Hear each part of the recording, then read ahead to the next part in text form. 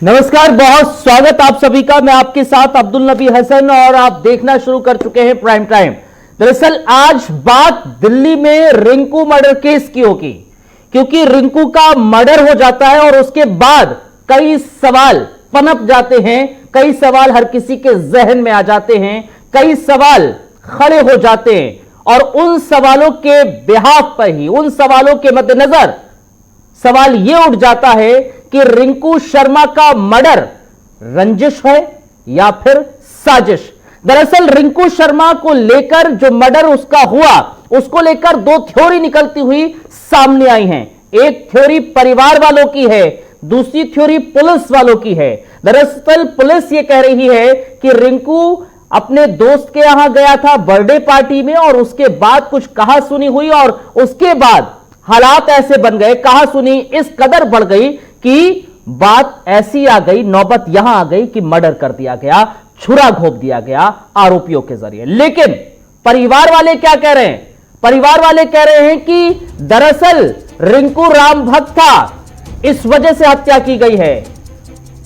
लेकिन जो तस्वीरें आप देख रहे हैं ग्राफिक्स के जरिए, ये वो तस्वीरें हैं उन आरोपियों की जो गिरफ्त में आ चुके हैं।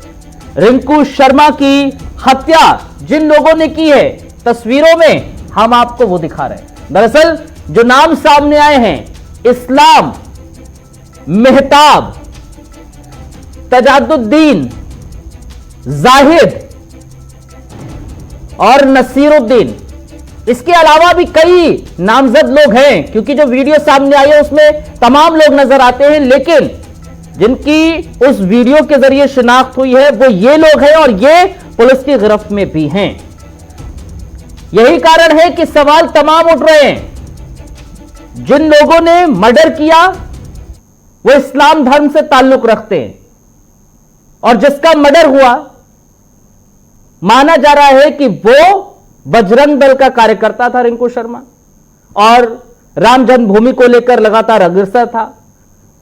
हाल ही के दिनों में एक रैली में भी शामिल हुआ था और उसको लेकर लगातार जय श्री राम के नारे भी लगाए जाते थे। और परिवार वालों का यही कहना है कि जय श्री राम के नारों के चक्कर में कई दफा कहा सुनी हुई पड़ोसियों से, जिन्होंने कत्ल किया है, जिन पर आरोप लगा है, और अब ये इस नौबत तक बात आ गई कि उसकी हत्या कर दी गई, कत्ल कर दिया गया। पूरा माजरा क्या है जरा एक रिपोर्ट के जरिए समझिए और उसके बाद इस पर तफसील से चर्चा करेंगे। हमारे साथ मेहमान तमाम जुड़ेंगे, उनसे जानकारी हासिल करेंगे, जानने की कोशिश करेंगे कि आखिर क्यों इस पर सियासत हो रही है और आखिर मर्डर की असल वजह क्या है। आप पहले रिपोर्ट।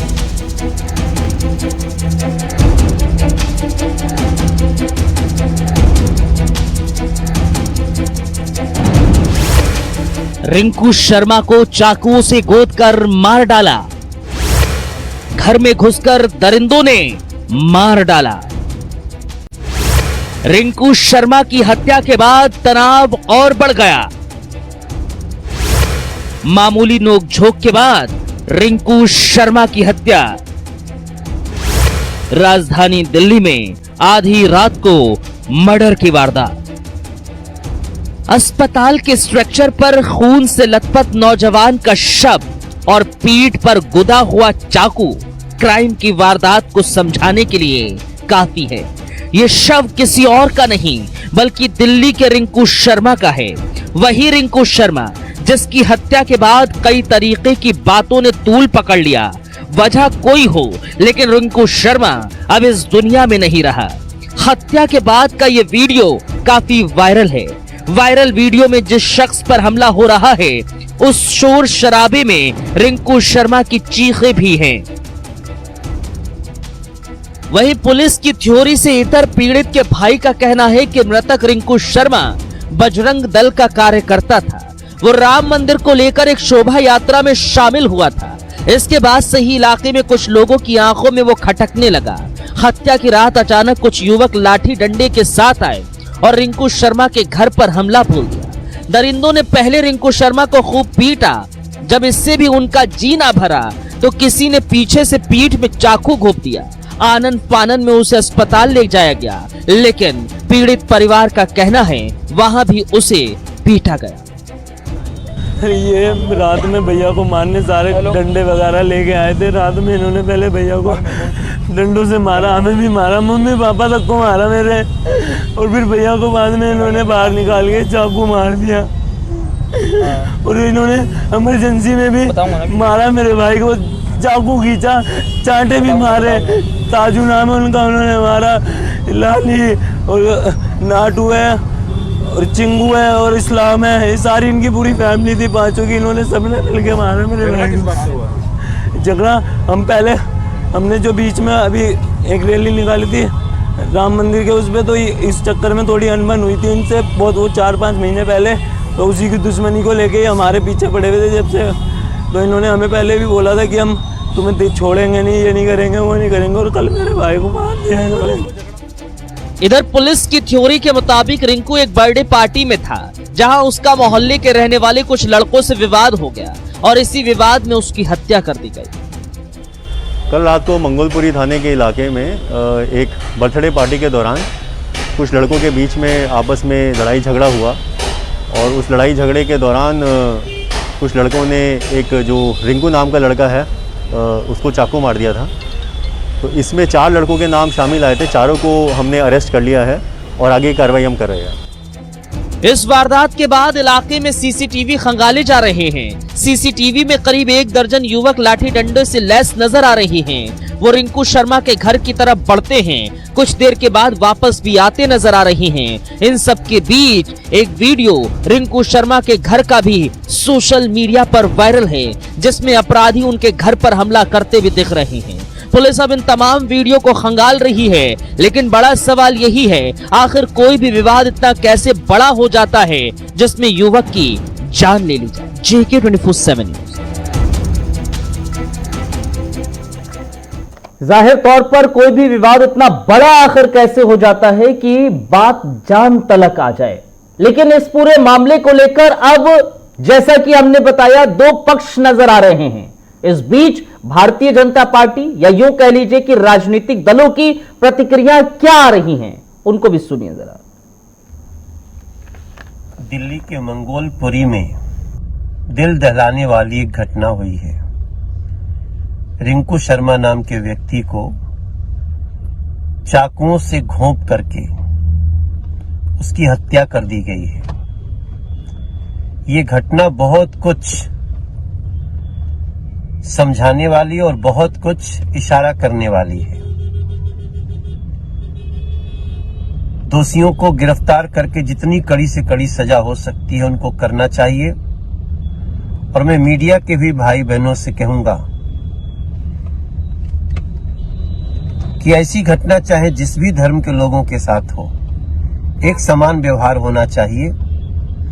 और इस जघन्य घटना की सबको जानकारी भी होनी चाहिए। इस तरह की भावना फैलाने वाले लोग कौन है उनकी भी बात होनी चाहिए, और दोषियों को गिरफ्तार करके कड़ी से कड़ी सजा होनी चाहिए, ताकि हम समाज में ऐसे लोगों के खिलाफ एक कड़ा संदेश दे सकें। यह हमारी सभी से प्रार्थना है। पुलिस से अपेक्षा है कि ऐसे लोगों को यथाशीघ्र गिरफ्तार किया जाए, इसमें देरी नहीं होनी चाहिए और कड़ी से कड़ी सजा हो, ताकि कहीं भी किसी के साथ ऐसी घटना न हो सके। दिल्ली नहीं बल्कि पूरे भारत में कट्टरवाद बढ़ रहा है, चरमपंथ बढ़ रहा है, और इसका सबसे बड़ा कारण है जनसंख्या विस्फोट।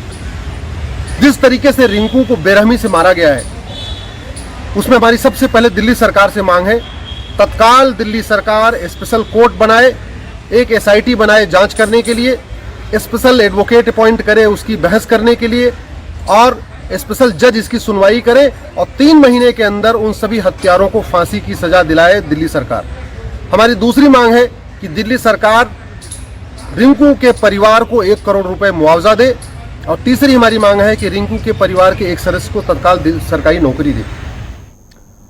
प्रतिक्रियाएं सामने आई, और इस पर जिस तरह से रिंकू शर्मा के परिवार वाले ये कह रहे हैं कि मजहबी तरीके से, मजहब के जरिए उसकी हत्या की गई रिंकू शर्मा की, क्योंकि वो राम भक्त था और खबर यह है कि कुछ दिन पहले राम जन्मभूमि समर्पण यात्रा थी, उसका हिस्सा बना था और उसके बाद से निशाने पर कुछ लोगों के था जो पड़ोसी है, और फिर मौका जब लगा तो इस तरह की वारदात की गई। हालांकि पुलिस की थ्योरी कुछ और ही है। पुलिस ये कह रही है कि बर्थडे पार्टी में थे और कहासुनी हुई और उसके बाद ही मामला इतना बढ़ गया कि स्थिति ऐसी पहुंच गई। जानकारी हासिल करेंगे। हमारे साथ इस वक्त खेमचंद शर्मा साहब जुड़ गए बीजेपी के पक्ष रखने के लिए। स्वागत खेमचंद शर्मा साहब। और वेदभूषण जी हमारे साथ जुड़े गए, रिटायर्ड एसीपी हैं। स्वागत है सर आपका भी बहुत बहुत। खेमचंद शर्मा साहब, आपने भी इस हत्याकांड को लगातार देख रहे होंगे, सुन रहे होंगे, क्या कह रहे हैं आप, क्या लग रहा है आपको इसमें? देखिए, रिंकू की जो हत्या हुई है वो बहुत ही दुखद है। हम इसकी निंदा करते हैं और भगवान से प्रार्थना करते हैं कि रिंकू के परिवार को शक्ति दें कि वो इस असीम दुख है उसे उभर पाए। और आप ये कहते हैं कि इसमें धर्म का एंगल नहीं है, बिल्कुल गलत है। तो मेरे को तो नहीं लगता कि धर्म का एंगल इसमें नहीं है, क्योंकि धर्म का एंगल नहीं होता तो 20-25 लोग इकट्ठे नहीं होते, और 20-25 लोग इकट्ठे होके और प्लानिंग तरीके से वो रिंकू के घर पे आते हैं और रिंकू के घर के आने के बाद उसकी पिटाई करते हैं, और पिटाई नहीं, पीठ में चाकू घोंपते हैं। और जैसे रिंकू का भाई कह रहे हैं कि अस्पताल में पहुंचाने के बाद भी उनकी अस्पताल में पिटाई होती है और अस्पताल में ही इसीलिए डेथ हो जाती है। ये सब चीज दिखाती है, इसके पीछे कोई मोटिवेशन था, कोई मोटिवेशन नहीं होता तो इस तरीके से निर्मम हत्या करना ये पॉसिबल नहीं होता। लेकिन खेमचंद शर्मा साहब, ये हम नहीं कह रहे हैं, चल सकता है, गाली गलौज चल सकता है। खेमचंद शर्मा साहब, ये पुलिस खुद, पुलिस की थ्योरी आई है सामने सर। खेमचंद शर्मा साहब, पुलिस खुद कह रही है कि बर्थडे पार्टी में गया था, वहां पर कहासुनी हुई और कहासुनी के बाद इस तरह स्थिति बन गई, हालात ऐसे बन गए कि बात इस नौबत आ गई कि उसकी हत्या कर दी गई। तो इसमें धर्म का एंगल कहां से आ गया, वो हम नहीं कह रहे हैं, पुलिस की थ्योरी को हम बता रहे हैं। तो आप ये कह रहे हैं कि पुलिस की थ्योरी गलत है। हमें परिवार की बात सुननी पड़ेगी, हमें जो वहां पे फैक्ट्स है उसको देखना पड़ेगा, जो अड़ोसी पड़ोसी कह रहे हैं उसको देखना पड़ेगा। और पुलिस की थ्योरी हो सकता है इनिशियल इन्वेस्टिगेशन के हिसाब से हो, इनिशियल 1-2 लोगों से उन्होंने बात की उसके हिसाब से हो। हम मांग करते हैं इस पे डिटेल में इंक्वायरी हो और फैक्ट्स सामने आए और जल्दी से जल्दी जो कल्प्रिट्स हैं उनको सजा मिले, और सिर्फ 4-5 नहीं, जो 25 के 25 जो लोग आए सब पे मर्डर का केस चले, सब पे तेजी से कार्रवाई हो और फास्ट ट्रैक कोर्ट में इस पे केस चले। शर्मा साहब, इस बात से दो राय नहीं है कि एक शख्स की जान चली गई और कीमत बहुत बड़ी चुकानी पड़ी है उसके परिवार को, एक बेटा उसने खो दिया, तो उसकी जांच होनी चाहिए और आरोपियों को सजा मिलनी चाहिए, इस पर कोई दो राय नहीं है। लेकिन मुझे एक चीज समझाइए जरा वेदभूषण जी से मैं समझने की कोशिश करता हूं। जो खेमचंद शर्मा साहब कह रहे हैं, आपका नजरिया क्या कहता है? आप पुलिस महकमे में काफी लंबे वक्त तक रहे हैं, ऐसे केसेस आते रहे हैं, ऐसे केसेस देखने को मिलते रहे हैं, और ऐसे केसेस में अगर पुलिस की थ्योरी ये कह रही है कि बर्थडे पार्टी में कहासुनी इतनी बढ़ गई कि नौबत यहां तक पहुंच गई, क्या वाकई में वही एक थ्योरी सटीक बैठती है या फिर एंगल कुछ और भी निकल सकता है? जी, इसमें देखा जाता है कि जो क्रिमिनल है उनका मेंशरिया क्या है, उनकी मानसिक स्थिति क्या है, वो क्यों इस तरह के क्राइम में इन्वॉल्व है।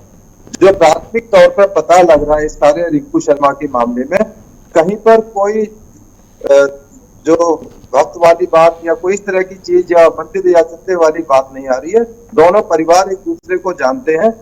मंगोलपुरी एरिया एक रिसेटलमेंट कॉलोनी है और क्राइम प्रोन एरिया है। यहाँ पर बहुत ज्यादा क्राइम की जो स्थिति है बहुत खतरनाक है, बल्कि विस्फोटक है।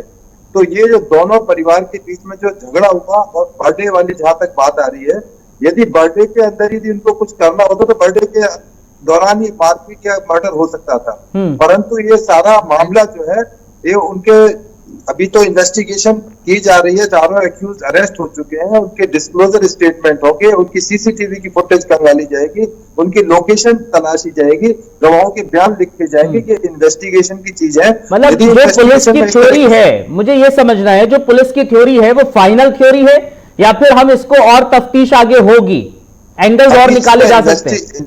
हाँ, जैसे जैसे इन्वेस्टिगेशन आगे बढ़ेगी, जैसा कि शर्मा जी अभी बता रहे थे या और बाकी चैनल्स पर चल रहा है, जो मैं पढ़ रहा था सर, मैं पढ़ रहा था, उसमें क्या होता है कि अगर कोई ऐसा केस आता है और उसमें परिवार की थ्योरी कुछ और होती है, परिवार की आशंका कहीं और है और पुलिस की थ्योरी कुछ और हो जाती है, तो ऐसे केस में शामिल तफ्तीश होती है। इसको हम शामिल तफ्तीश का नाम देते हैं। क्या मैं सही हूं? और इसको लेकर किस तरह से तफ्तीश की जाती है?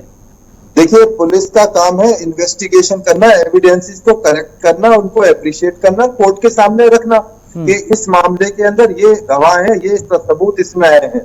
केवल उनके मन की बात, उनका दुख नो डाउट बहुत बड़ा दुख है। उनके परिवार का बच्चा गया है, उनके साथ सभी की सिंपैथी है, आपकी भी हमारी सबकी सिंपैथी है, पर पुलिस का काम है उसको सबूत के साथ में कोर्ट में पेश करना, समाज साथ में कोर्ट में पेश करना, समाज के सामने लाना। तो अभी थोड़ा इंतजार करना पड़ेगा, बहुत जल्दबाजी। हमारे साथ संजय चौधरी भी जुड़ गए हैं आम आदमी पार्टी से। स्वागत संजय चौधरी साहब आपका। क्या आपको लग रहा है बीजेपी के तमाम प्रवक्ता नेता यही कह रहे हैं कि हत्या हो गई और हत्या का कारण बजरंग दल में ये लड़का शामिल था और राम भक्त था, इस वजह से हो गई है उसकी हत्या, लेकिन आम आदमी पार्टी के प्रवक्ता कह रहे हैं नहीं, ऐसा नहीं हुआ है। दरअसल जो बीजेपी कह रही है वो बिल्कुल ही गलत, इसको दूसरे एंगल से देखना चाह रही है। वाकई में ऐसा है संजय चौधरी? देखिए, रिंकू शर्मा की हत्या मानवता को शर्मसार करने वाली है और इसकी जांच हो और दोषियों को कड़ी से कड़ी सजा हो ताकि उदाहरण पेश हो। दूसरा, मैं अपने गृह मंत्री अमित शाह जी से कहना चाहूंगा, जिस तरीके से दिल्ली की कानून का जो सिस्टम खराब होता जा रहा है, इसको बैठ के दिल्ली सरकार से अरविंद केजरीवाल जी से चर्चा करें, इसको सुधारने के काम करें आगे। और एक जब किसी घर का जवान बच्चा जाता है उसका नुकसान की भरपाई कोई नहीं कर सकता, और ये भाजपा इसको भी धर्म में और इसमें लेके जा रही है, सही भी नहीं है और इसको अलग एजेंडे से देखा जा रहा है। ये सिर्फ तो आप भी यही कह रहे हैं मानवता को कंसर्न करने वाली हत्या है ये। और ये धर्म से ना जोड़ा जाए इसको, इससे जो उनके घर वाले संजय चौधरी भी वही कह रहे हैं कि धर्म से जोड़कर नहीं देखना चाहिए इसको।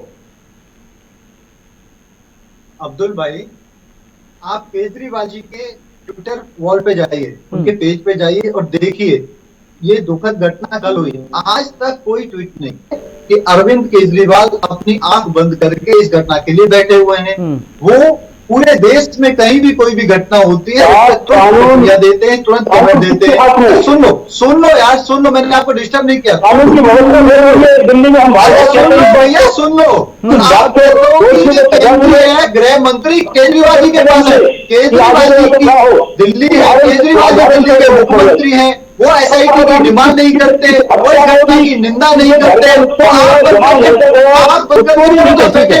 बताता हूँ, पहली घटना नहीं है। अंकित सक्सेना, डॉक्टर नारायण राव की मौत हुई, चुप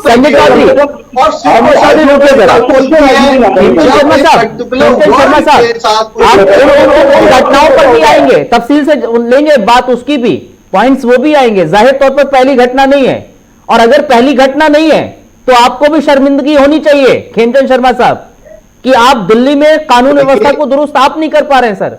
यह आपकी भी जिम्मेदारी बनती है, सिर्फ दिल्ली सरकार की नहीं जिम्मेदारी बनती है सर, आपकी भी पूर्णतः जिम्मेदारी बनती है। और अगर आप ये तमाम घटनाएं गिना रहे हैं तो आपको शर्मिंदा होना चाहिए, शर्मिंदगी महसूस होनी चाहिए कि हम क्यों नहीं कानून व्यवस्था को दुरुस्त कर पा रहे हैं। सुनिए अब्दुल भाई, सुनिए, there is a difference between law and order और जो क्राइम वायलेंस है या लिंचिंग। ये लिंचिंग हुई है और ये लिंचिंग प्लान तरीके से हुई है, और ये लिंचिंग इसलिए हो रही है कि जो दिल्ली कानून व्यवस्था के दायरे में नहीं आता है, वो उनके साथ खड़ी है, उनकी जो लोकल एमएलए है वो वहां पे बढ़ावा दे रही है, वो इन तत्वों के पीछे अपना सपोर्ट दिखाते हैं, हर समय खड़े रहते हैं। अगर ये घटना करके थाने में चले जाते हैं तो उन पर कोई कार्रवाई नहीं होती।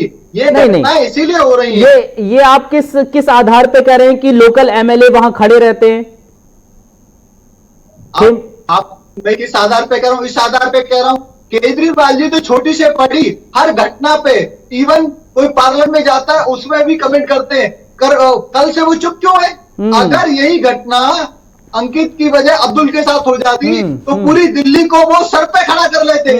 अभी तक चुप क्यों बैठे हुए? संजय चौधरी, ये दिखाता है आम आदमी पार्टी इसमें इन्वॉल्व है, आम आदमी पार्टी के एमएलए इसमें इन्वॉल्व है, आम आदमी पार्टी की वजह से एक बात बताइए ना हो रही है। रुकिए, मैं आ रहा हूँ जरा, खेमचंद शर्मा फिर से आ रहा हूँ आपके पास। लगातार हिंदुओं पर नहीं, मैं समझना नहीं चाह रहा, सुनिए जरा, मुझे एक बात समझाइए, मुझे एक बात समझाइए। संजय चौधरी, एक सवाल वाजिब है जो खेमचंद शर्मा का है, वो सवाल वाजिब है कि मुख्यमंत्री साहब कल से आज तक उनका एक भी ट्वीट नहीं आया, उन्होंने एक बार भी इस घटना को लेकर नहीं देखा कि हां मुझे संवेदना व्यक्त करनी चाहिए, मुझे बात करनी चाहिए इसको लेकर, मुझे जो पीड़ित परिवार है उससे मुलाकात करनी चाहिए, मिलना चाहिए। आखिर क्यों ऐसा हुआ? देखिए, हमारी पार्टी का सीधा सीधा स्टैंड है। हमारे जो पार्टी के नेता उन्होंने साफ साफ कहा है कि जैसे अभी भाजपा वाले हमारे संजय शर्मा जी ये बताना चाहते बात सुनिए, राम की हो जाती या रहीम की हो जाती, गई तो इंसान की जान है ना, हिंदू हो, मुस्लिम हो, सिख हो, ईसाई हो, राम की इंसान की जान गई है ना, उससे हमें खेद है। और ये हम बार बार कह रहे हैं, हमारी पार्टी का भी स्टैंड यही है। जाहिर तौर पर सर आपका हर कोई खेद व्यक्त कर रहा है सर। मुझे एक चीज समझाइए ना संजय चौधरी एक चीज समझाइए ना सर, देश की जनता को एक चीज समझाइए। आपको खेद है, हर किसी को खेद है, हर किसी को दुख हो रहा है कि आखिर कैसे एक जवान लड़का चला जाता है और पूरा परिवार किस तरह बेसुध है, हम वो देख रहे हैं। हमारे भी सहयोगी वहां पहुंचे, हमने भी परिजनों से बातचीत की, उनकी मां से बातचीत की, सुनाएंगे अभी कुछ देर में हम उनको भी। लेकिन दिल्ली के मुख्यमंत्री होने के नाते मुख्यमंत्री अरविंद केजरीवाल का यह कर्तव्य नहीं बनता कि वो एक ट्वीट कर दे, वो जाकर मुलाकात कर ले, सांत्वना देने जाके? देखिए, वहां जाके मिल भी लेंगे, मुलाकात भी हो जाएगी।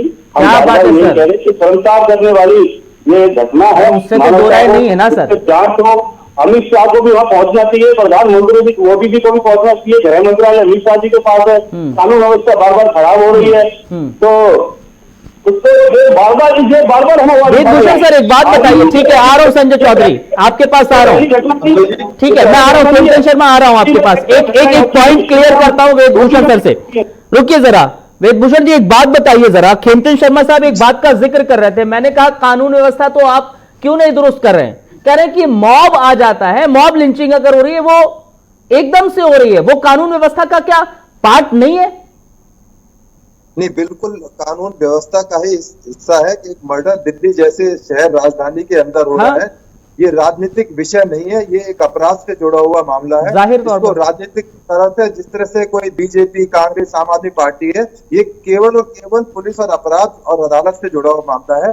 अभी इसकी इन्वेस्टिगेशन मात्र दूसरा दिन है, अभी 90 दिन तक का टाइम कानून देता है पुलिस को इन्वेस्टिगेशन करने का। 90 डेज के बाद में जब चार्जशीट आएगी तब इन्वेस्टिगेशन के बाद पता लगेगा क्या इसमें किसी राजनीतिक पार्टी का हाथ था या किस तरह के अपराधी तत्व इसके इन्वॉल्व थे, इसके पीछे क्या बैकग्राउंड थी, किन लोगों ने मर्डर किया, सब चीजें निकल कर आएंगी। पर अभी एकदम से कह देना कि ये राजनीतिक मामला था या पार्टी विषय से जुड़ा हुआ था या धर्म विषय से जुड़ा हुआ था, दोनों मैं इसी पॉइंट को आगे ले जा रहा हूं वेदभूषण सर, आपके पॉइंट को आगे ले जा रहा हूं। खेमचंद शर्मा साहब अब आप क्लियर कीजिए, अब क्या कानून व्यवस्था का दायरा नहीं आपके ऊपर आता है कि हां आपको दुरुस्त करना चाहिए इस चीज को लेकर, और हां सोचना चाहिए कि अगर खेमचंद शर्मा साहब खुद ये गिना रहे हैं कि निकिता हत्याकांड हो या ध्रुव त्यागी का हत्याकांड हो, कमलेश तिवारी का हो या तमाम अलग अलग हो, तो हां कानून व्यवस्था केंद्र सरकार के दायरे में आ रही है, तो उसको भी समझना चाहिए कि आखिर दिल्ली में कैसे दुरुस्त करना है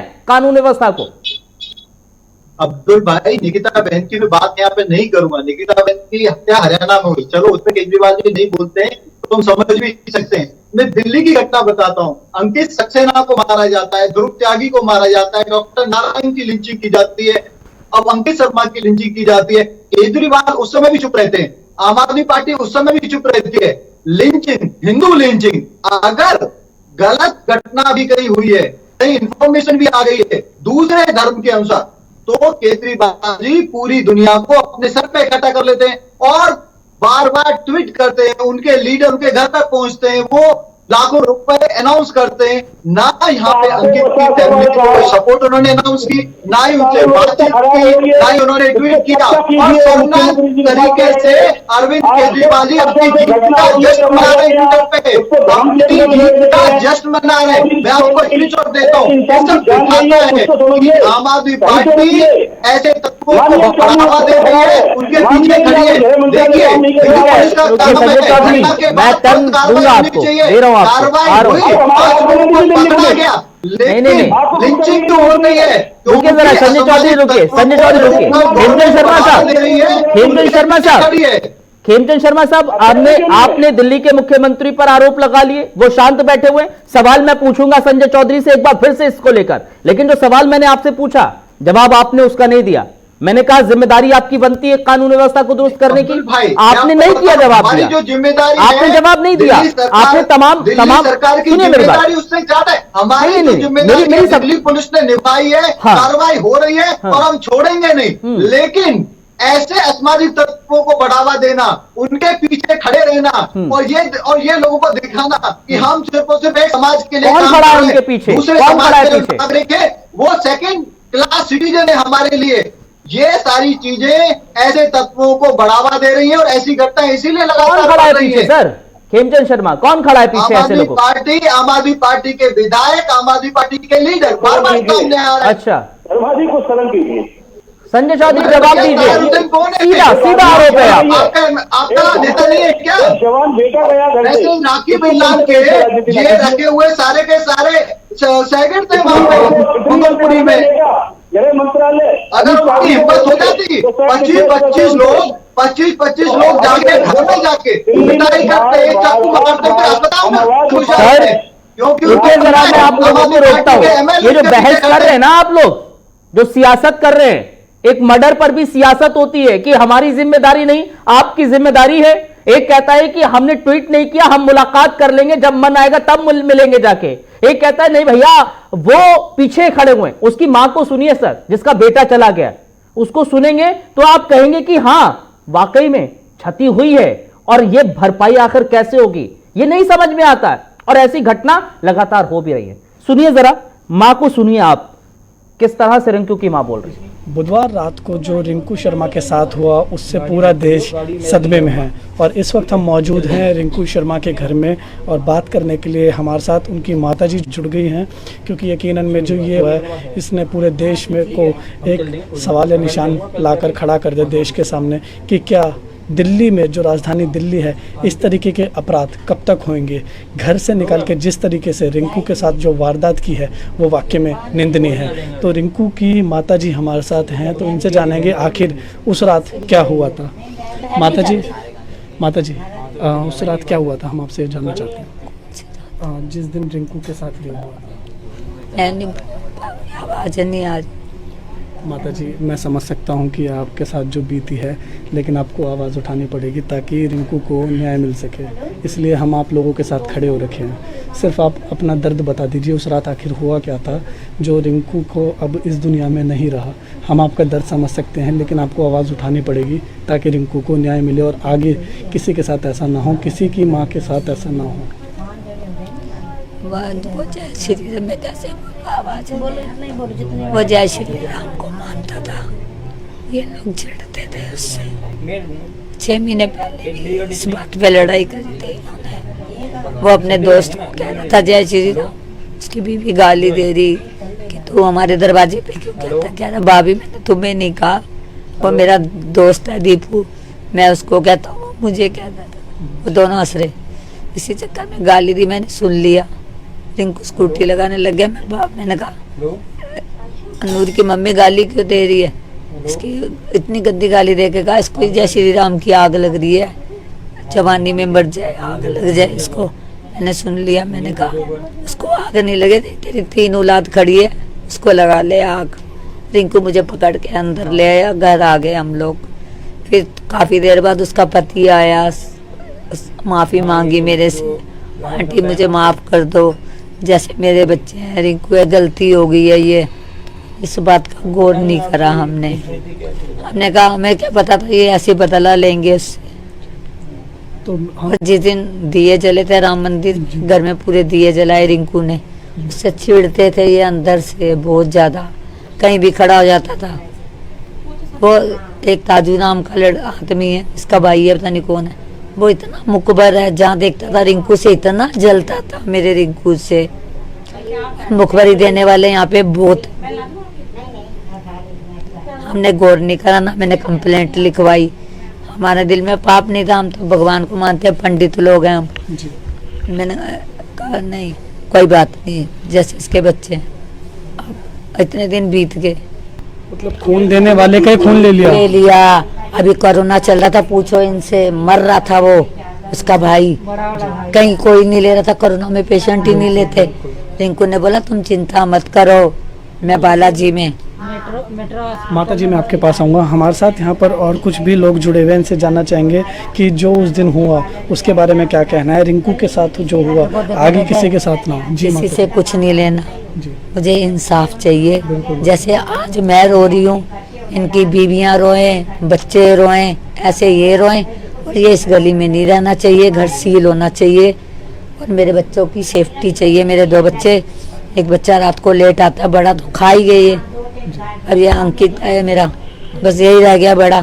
तो आपको लगता है कि अभी आपके ऊपर और जान का खतरा? अभी मुझे डर है। सरकार से आप कुछ बोलेंगे, क्या कहेंगे? सरकार से मुझे मेरे बच्चे के लिए एक सरकारी नौकरी चाहिए। मेरे घर में जब तक रोजी रोटी नहीं है, मेरी हेल्प करें। जी।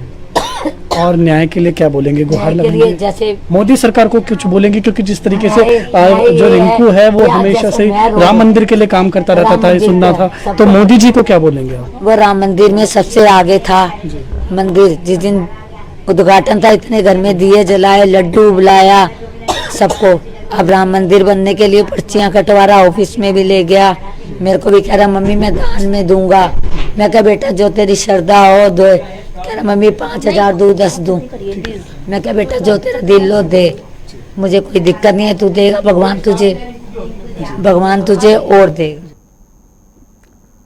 तो मां का गला तक बैठ गया है रोते रोते, और जो बोल रही है वो बता रही है कि किस तरह से वहां पर हुआ, और अब मांग की जा रही है लगातार।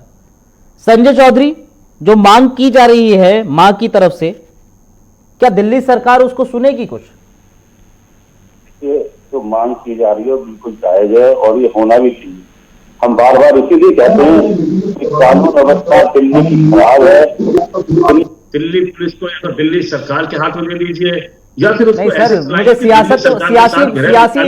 सियासी बयान नहीं सुनना सर। मैं क्या पूछ रहा हूँ, मुझे एक बात बताइए, आपके हाथ में दिल्ली पुलिस दे दें या ना दे दें, फिर भी कानून व्यवस्था कितनी दुरुस्त हो जाएगी सर, हमें पता है। मुझे एक बात बताइए, अगर मां कुछ कह रही है, दिल्ली सरकार, दिल्ली की आम आदमी पार्टी, क्या उसकी मां के बयानों पर कुछ संज्ञान लेगी? क्या उस ओर कुछ कदम उठाया जाएगा? क्या दिल्ली सरकार जो है वो सरकारी नौकरी या तमाम तरह की जो मांगे उस पर संज्ञान लेगी? फिर मैं जाऊंगा खेमचंद शर्मा के पास। पूरी तरीके से दिल्ली सरकार परिवार के साथ है, रिंकू वर्मा के परिवार के साथ है, रिंकू शर्मा के। और मैं बार बार फिर यही कहता हूँ, ये आज नहीं है, आज एक बच्चा गया, पहले भी कई बच्चे, खुलेआम गोलियां चल रही है दिल्ली में। इस कानून व्यवस्था को कौन संभाले? आज हम रिक्वेस्ट करते हैं प्रधानमंत्री जी से, बार बार रिक्वेस्ट करते हैं अमित शाह जी से, गृह मंत्रालय, कम से कम आप उसको नहीं संभाल सकते तो इनसे चर्चा बैठ के कर सकते हैं आप मुख्यमंत्री अरविंद केजरीवाल जी से, ताकि हम और बच्चों की जान बचा सके। माहौल इतना गुंडा कर दिया है क्योंकि कानून व्यवस्था संभाली नहीं जा रही है ना दिल्ली में। आपने पहले भी देखा होगा, मैं भी एक चैनल में बैठा हूँ कि खुलेआम गलियों पे, रोडों पे गोलियां चल रही हैं। तो कानून व्यवस्था शर्मा साहब, मुझे सियासी आंसर नहीं चाहिए, सियासी उत्तर नहीं चाहिए। अभी आपने रिंकू शर्मा की मां को सुना, उसको सुनने के बाद क्या लगा आपको? क्या कहेंगे आप? क्या उनकी मांगों को लेकर कुछ बात की जाएगी, संज्ञान में लिया जाएगा पूरी तरीके से? देखिए, रिंकू जी की जो माता जी का दुख है, वो दुख हम समझ सकते हैं, और उनकी जो मांगे जायज मांगे। मैं पूछना चाहता हूं, अरविंद केजरीवाल जी अखलाक के परिवार से मिलने के लिए नोएडा चले जाते हैं। नोएडा जो यूपी में है, दिल्ली से बाहर है, दिल्ली का सीएम नोएडा जाता है, उनकी पूरी पार्टी नोएडा चली जाती है, लेकिन दिल्ली में घटना होती है रिंकू के परिवार से मिलने उनमें से कोई नहीं जाता। दूसरा, अरे सुन लो पहले, मैंने चुपचाप आपको सुना है, तो आप सुन लो पहले फिर बात करना। आपकी सरकार के अधिकार में सीसीटीवी कैमरे लगाना तो आता है, आपके सरकार के अधिकार में जो सेल्फ डिफेंस के आपके सोशल वॉलंटियर है या सोल्जर्स हैं, उनको कॉलोनी में डिप्लॉय करना तो आता है, महिलाओं को सुरक्षा करना तो आता है। आप ये बताइए, आपने अपने सीसीटीवी कैमरे में एनालाइजिंग करके कितने लोगों को रिपोर्ट किया, कितने असामाजिक तत्वों को रिपोर्ट किया, कितने लोगों को आपने पुलिस में बताया? एक भी नहीं। आपका सीसीटीवी कैमरा चलता है, आपके सेल्फ डिफेंस के वॉलंटियर चलते रहे। आपको यदि पुलिस दे देंगे तो पुलिस दिल्ली वालों की बजाय वो आप छत्तीसगढ़ में, आप पंजाब में, आप हरियाणा में, मैं वेदभूषण सर के पास जा रहा हूँ। कुछ कर नहीं सकते। खेमचंद शर्मा रुकिए जरा, वेदभूषण जी एक बात बताइए, आपके खेमचंद शर्मा फिर आ रहा हूँ मैं आपके पास, वही सवाल लेकर आ रहा हूँ। जवाब मुझे ना खेमचंद शर्मा आप दे रहे हैं ना संजय चौधरी दे रहे हैं। जो सवाल का जवाब मुझे चाहिए है, देश को चाहिए, वो जवाब नहीं मिल रहा है मुझे। वेदभूषण जी, क्या आपको ये लग रहा है आज पहली दफा ये मामला नहीं आया ऐसा? हमें दिल्ली से अलग अलग प्रदेशों से ऐसे मामले देखने को मिलते रहे, और जब हम डिबेट करते हैं तो हमें सिर्फ और सिर्फ सियासत नजर आती है, और सिर्फ डिबेट ही नहीं, तमाम जो बयानबाजियां होती है वहां पर भी सियासत होती है। वाकई में जो खोया है जिसने, उसका दर्द किसी को नहीं पता चलता है। जमीन पर कोई काम नहीं होता। मुंगेरी लाल के हसीन सपने के दिल्ली पुलिस हमारे पास आ जाए, डीटीसी की बसें छीन ली जाए पुलिस से, कि पुलिस वाले डीटीसी की बसों का इस्तेमाल ना करें। 500 पुलिस वाले अस्पतालों के अंदर पड़े हुए हैं। आज तक कोई जो दिल्ली सरकार के मंत्री या उनके कोई भी बड़े एमएलए कोई भी आज तक देखने नहीं गए। वैसे दिल्ली पुलिस इनको अपने पास चाहिए। जो इनके पास डिपार्टमेंट है, चाहे वो लीगल डिपार्टमेंट है, चाहे जो हमारे विधि के सलाहकार हैं, उसमें इनको आनाकानी होती है दिल्ली पुलिस को देने में। वैसे दिल्ली पुलिस इनको अच्छी लगती है। तो ये दोहरे मापदंड है। दिल्ली पुलिस इनके लिए एक ऐसा लट्टू है जो चाहते गप से हमारे मुंह में चली जाए, पर वो गप से जाएगी नहीं और टाइम लगेगा। इनको थोड़ा सा इंतजार करना पड़ेगा। इनको हमसे बोलिए, हम लोग खेल रहे होते हैं, इंटरव्यू आपको देना करके। संजय चौधरी आ रहा हूँ, खेमचंद शर्मा साहब आ रहा हूँ, खेमचंद शर्मा साहब आ रहा हूँ। संजय चौधरी रिटायर्ड एसीपी हैं वेदभूषण जी, और उन्होंने जो बातें कही है वाजिब है। वेदभूषण सर ने जो बातें कही है वाजिब है। संजय चौधरी, आप कह रहे हैं दिल्ली पुलिस दे दे, पहले तो बताइए कैसा इंतजाम करेंगे आप? क्या आप दिल्ली की सड़कों पे ऐसे ही गोली चलने देंगे? क्या रोज एक माता की गोद ऐसी चलने देंगे? लाल किले पर जब पुलिस वाले इंजर्ड हुए, उनको आप देखने गए कभी? संज्ञान में लेके, अगर ये शुरू से हम कहते आ रहे हैं, जैसे दिल्ली सरकार, माननीय मुख्यमंत्री अरविंद केजरीवाल जी, कि इस पर संज्ञान में लो, कानून व्यवस्था को संभालो। दिल्ली में लगातार वारदातें बढ़ती जा रही हैं, पहले भी 2-3 मर्डर हो चुके हैं, उस पर भी हमने पहले कहा था कि संज्ञान में ले। कम से कम ये तो कर सकते हैं गृह मंत्रालय, हमारे अमित शाह जी, कि मुख्यमंत्री जी के साथ बैठ के इस पे डिस्कस करें, ताकि मिलकर इस कानून व्यवस्था को संभाल सके, ताकि किसी माँ की गोद ना उजड़े आगे से। आप कह रहे हैं आप इंतजाम करेंगे, कैसा इंतजाम करेंगे आप बताइए जरा खुल के मुझे। खेमचंद शर्मा साहब, मैं सुनना चाहता हूँ। मैं संजय जी से आपके टीवी के माध्यम से ये बोलना चाहता हूँ, आप केजरीवाल जी से बोलिए, वो इस विषय को लेकर अमित शाह जी से मिले, जरूर समर्थन मिलेगा, जरूर कार्रवाई होगी। लेकिन केजरीवाल जी हिम्मत तो दिखाएं, वो अपीजमेंट की पॉलिटिक्स की वजह से घर से निकलना ही नहीं चाहते। अरे निकलना तो छोड़ो, ट्वीट नहीं करना चाहते, अगलाब से मिलने नोएडा चले जाते, यहाँ पे वो संवेदना तक व्यक्त नहीं करना चाहते। ये दिखाता है उनकी अपीजमेंट की पॉलिटिक्स, ये दिखाता है वो हिंदुओं को सेकंड क्लास सिटीजन मानते हैं। दूसरा, जो रिंकू की माताजी ने बोला, मैं उनकी 3 मांगों का समर्थन करता हूँ। उनके परिवार को सरकारी नौकरी मिलनी चाहिए, तुरंत मिलने चाहिए। उनके परिवार को सिक्योरिटी मिलनी चाहिए, तुरंत मिलनी चाहिए। जो 25 हत्याएं हैं, 20-25 हत्याएं जो सीसीटीवी कैमरे में दिखाई दे रहे हैं, उन पे 5 कोर्ट में केस चले, उनको सजाए मौत मिले, ये बहुत जरूरी है। और दिल्ली सरकार जिस तरीके से 1 करोड़ अपने प्रिय लोगों को दे के वैसे ही 1 करोड़ इस परिवार को दे। वो दिल्ली सरकार, दिल्ली पुलिस पे आरोप तो लगाते हैं, लेकिन हमारे जो इंडियन, हमारे जो सोल्जर्स हैं, इनका अपमान किया गया, संजय चौधरी, इनको गड्ढे में फेंका गया। संजय चौधरी एक चीज समझाइए, उनको खेमचंद देखने कह रहे नहीं हैं, जाते, ये इनकी संवेदनहीनता को दिखाता है। खेमचंद शर्मा साहब आपका ही सवाल ले जा रहा हूं, आपका ही सवाल ले जा रहा हूं। संजय चौधरी सवाल का जवाब दीजिएगा। दिल्ली सरकार पीड़ित परिजन जो है, मां जो सवाल कर रही है, मां जो मांग कर रही है, उसको लेकर कितनी गंभीर है दिल्ली सरकार? और क्या, अगर मैं सही हूं, क्या दिल्ली सरकार की तरफ से मुआवजे का ऐलान होगा, मुआवजा दिया जाएगा? दूसरी चीज, जो सरकारी नौकरी की बात कर रही है उसको लेकर बात होगी। तीसरी चीज, सिक्योरिटी की बात कर रही है, सुरक्षा की बात कर रही है, क्या उसको लेकर भी आगे मुलाकात होगी? खेमचंद शर्मा तो साफ कह रहे हैं आप गृह मंत्री के पास जाइए, बात करिए जाके, वो जरूर सपोर्ट करेंगे, आपका समर्थन करेंगे इस चीज का। देखिए, मैं आपसे बार बार यही कहना चाहता हूं, बार बार जितने भी हमारे दर्शक हैं चैनल के माध्यम से सुन रहे हैं, हमने आज से नहीं, जब से दिल्ली सरकार के मुख्यमंत्री अरविंद केजरीवाल जी बने, हमने बार बार कानून व्यवस्था को सुधारने की बात करी है, गृह मंत्रालय से बार बार बात करने की कोशिश की है, और ये आज ही एक माँ की गोद नहीं जुड़ी है, पहले भी 2-3 बार ऐसे हो चुका है। ठीक है, हम बार बार ये सवाल उठाते हैं कि कानून व्यवस्था में बैठ के बात की जाए, उसको सुधारा जाए।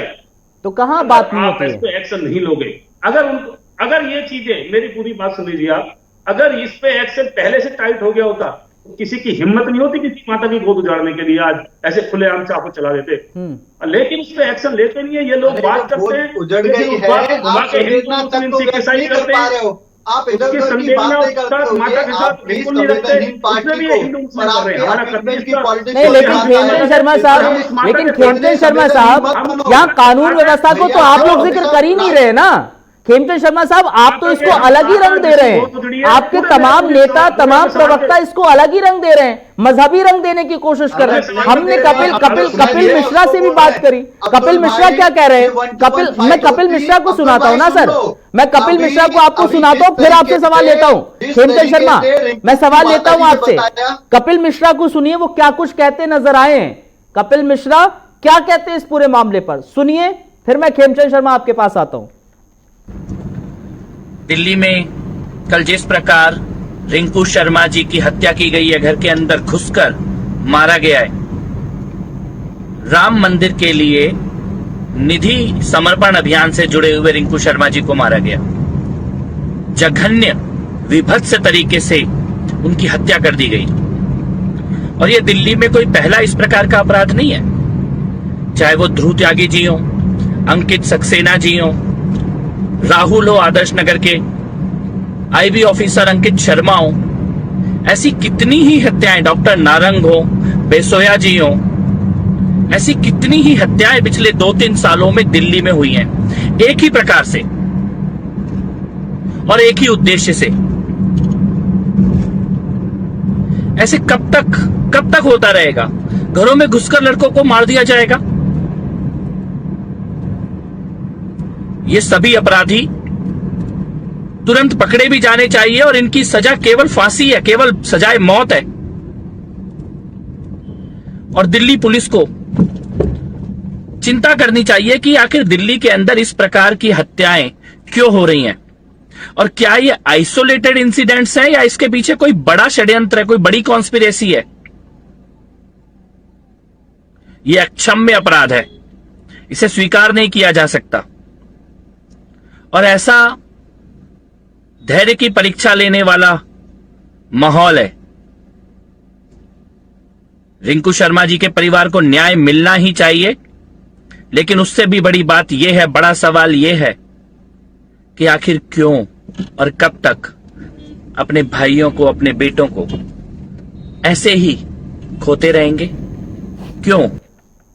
खेमचंद शर्मा साहब, आप इस पूरे मामले को मजहबी रंग क्यों देने की कोशिश कर रहे हैं? तमाम आपके लोग, तमाम बीजेपी कार्यकर्ता हो, बीजेपी नेता हो, हालांकि पीड़ित परिवार का भी यही कहना है, लेकिन पुलिस का एक अलग ही थ्योरी है। पुलिस ऑलरेडी कह चुकी है कि मामला मजहबी नहीं है, मामला कुछ और ही था।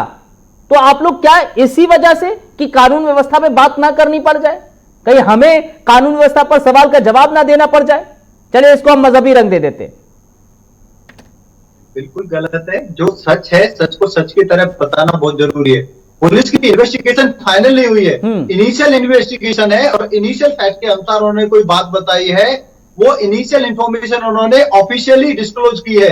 लेकिन जो परिवार कह रहा है, जो पड़ोसी कह रहे हैं, जो जिन्होंने आंखों देखी इस घटना के, जो लोग कह सकते हैं गवाह हैं, जो लोग वो बात बता रहे हैं, वो क्या कह रहे हैं कि दोनों परिवारों में, क्योंकि भगवान राम के मंदिर के लिए दीप जलाए गए, उसके ऊपर अनबन हुई, बार बार अनबन हुई, और आपने सभी ने देखा इस तरीके से इस परिवार ने, जिन लोगों ने इनकी हत्या की है, उनका सपोर्ट भी किया, उनको हेल्प भी की।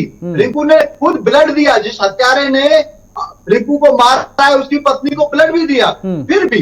फिर भी 20-25 का ग्रुप बना के उनके घर आते हैं, मारपीट करते हैं, चाकू से हमला करते हैं, फिर अस्पताल में दोबारा पीटते हैं। इसके पीछे पता चलता है ये लिंचिंग है, ये आप कहो कि भाई ये कानून व्यवस्था का है, ऐसा मामला नहीं। अब दिल्ली पुलिस कहे कि ये हमारे हाथ में नहीं, अरे तुम सीसीटीवी कैमरे तुम लगाते हो, सिविल डिफेंस के वॉलंटियर आप बताते हो, एमएलए आपका है, आज तक आपने इस तरीके की घटना रिपोर्ट नहीं करी, आपने बताई नहीं। अब भूषण सर एक बात बताइए, जो अपनी जीत का सेलिब्रेशन खेमचंद शर्मा जिस बात का जिक्र कर रहे हैं, मैं एक चीज जानकारी चाह रहा हूं और देश की जनता को भी पता होना चाहिए कि पुलिस ने अपना पहली थ्योरी सामने ला दी है, लेकिन अब जो बयान पीड़ितों के परिवार के आ रहे हैं, मसलन मां का है, भाई का है, उसके भाभी का है, वो तमाम बयानों को किस आधार पर देखा जाएगा दिल्ली पुलिस के जरिए और कैसे इसको लेकर अग्रसर हो जाएगा, इसको लेकर इस केस में आगे बढ़ा जाएगा,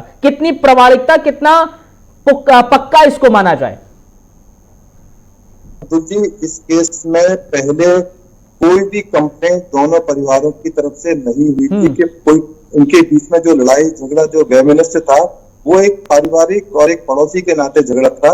उसमें कहीं भी अभी इस तरह की चीजें नहीं आई है कि वो किसी धर्म से या किसी विशेष समुदाय से जुड़ा हुआ मामला है या किसी चंदे से जुड़ा हुआ मामला है।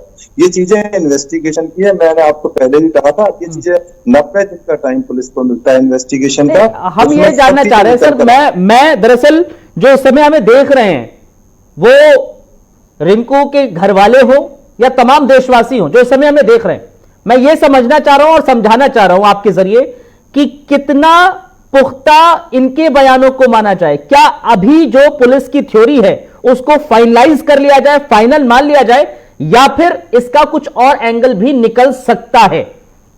निकल सकता है, क्योंकि अभी इनके जो मुलजिम है उनके एक्यूज की इंट्रोगेशन होनी है, उनके डिस्क्लोजर में वो क्या चीज बताते हैं और सीसीटीवी कैमरे क्या कहते हैं, उनके बीच में कोई व्हाट्सएप या चैटिंग है, वो तमाम चीजें जो इलेक्ट्रॉनिक जो एविडेंसेस हैं उनको एप्रिशिएट किया जाएगा।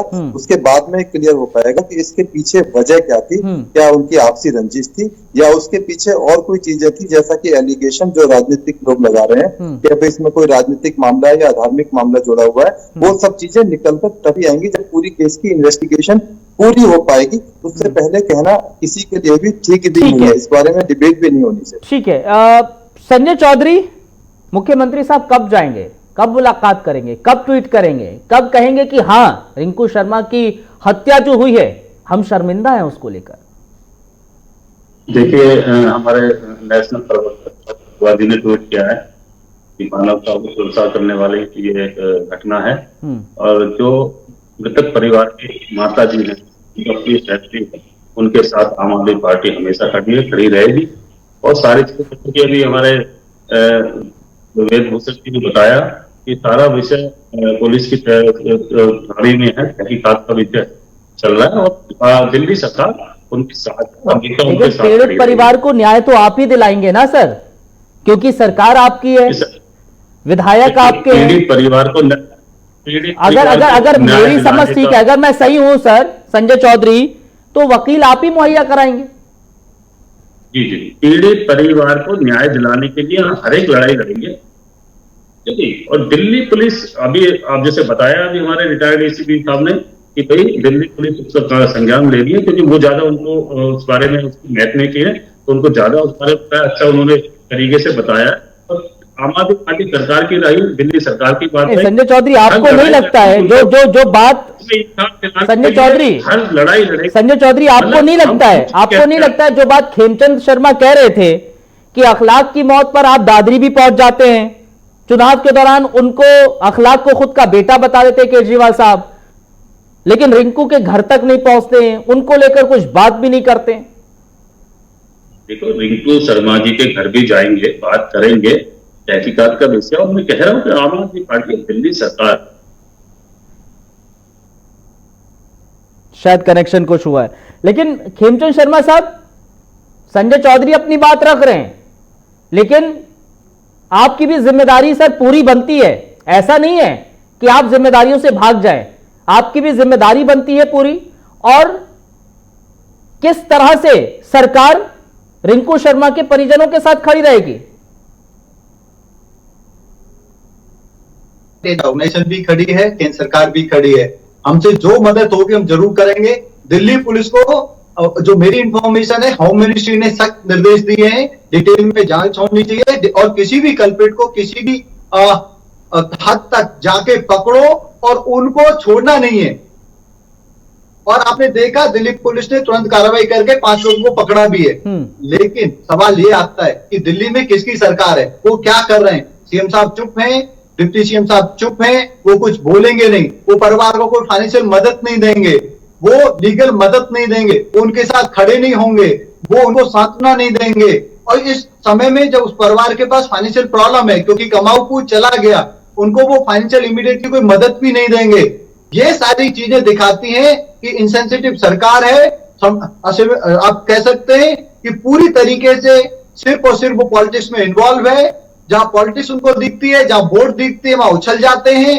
बाकी लोग भाड़ में जाओ, दिल्ली के लोग भाड़ में जाओ, उनसे कोई उनका लेना देना नहीं। लेकिन हम उनका पीछा नहीं छोड़ेंगे। 3 चीज जो परिवार की मांग है, 1 करोड़ रुपए उनको कंपनसेशन, उनके एक परिवार के सदस्य को नौकरी, तीसरा उनको सिक्योरिटी, चौथा जो मुजरिम है उनको सजा दिलाने के लिए जो भी सपोर्ट उस परिवार को चाहिए वो सपोर्ट दिल्ली सरकार उनको प्रोवाइड करा। चलिए ठीक है, ये मेक श्योर ये दिल्ली सरकार को प्रोवाइड कराना चाहिए और जल्द से जल्द कराना चाहिए। किस तरह से संज्ञान में लेती है दिल्ली सरकार, केंद्र सरकार भी। शुक्रिया आप तीनों का हमारे साथ जुड़ने के लिए सर, और इस विषय पर अपनी बातचीत रखने के लिए धन्यवाद। लेकिन रिंकू, उसकी हत्या हो जाती है, मां रो रो कर बुरा हाल, और उसका गला तक बैठ गया जब हम बातचीत करने पहुंचे थे उनके साथ। लेकिन अभी भी सियासतदान महज सियासत कर रहे हैं, एक दूसरे पर आरोप लगा रहे हैं और कुछ भी नहीं हो पा रहा है। कोशिश यही रहना चाहिए कि परिजनों का ख्याल रखना चाहिए और उनको किस तरह दिक्कतें हो रही हैं उसको लेकर जहन में अपने बैठाना चाहिए और काम करना चाहिए। फिलहाल मुझे इजाजत दीजिए, एक छोटा सा ब्रेक ले रहे हैं। ब्रेक के उस पार भी खबरों का सिलसिला जारी।